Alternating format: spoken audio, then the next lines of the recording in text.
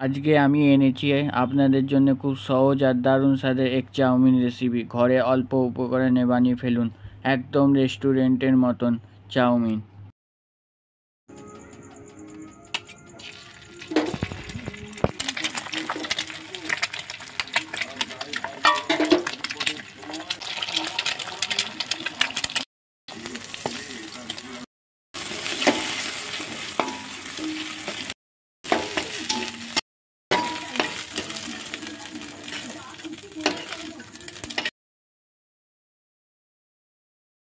ভেজে ফেলছি পেঁয়াজ কাঁচা লঙ্কা এর মধ্যে ছেড়ে দিলাম। এবার আলু সিদ্ধটা তেলেতে ছেড়ে দিলাম। ভালোভাবে আলু পেঁয়াজটা কাঁচা লঙ্কাটা কষে নিচ্ছি।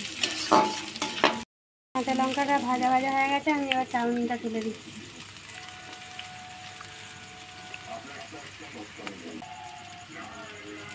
তেল দিয়ে দিচ্ছি আমি পরিমাণ মতো। আমি চাউমিনের নুনটা ছড়িয়ে দিচ্ছি।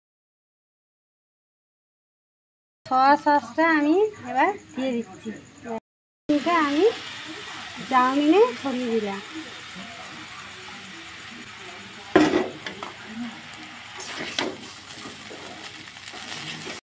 এরকম ঝরঝরে রেস্টুরেন্টের মতো আপনিও ঘরে বানিয়ে নিন এগ চাউমিন।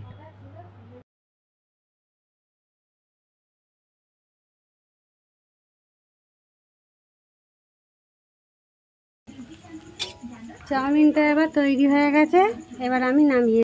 এ ছিল আজকে এগ চাউমিন বানানোর সহজ রেসিপি।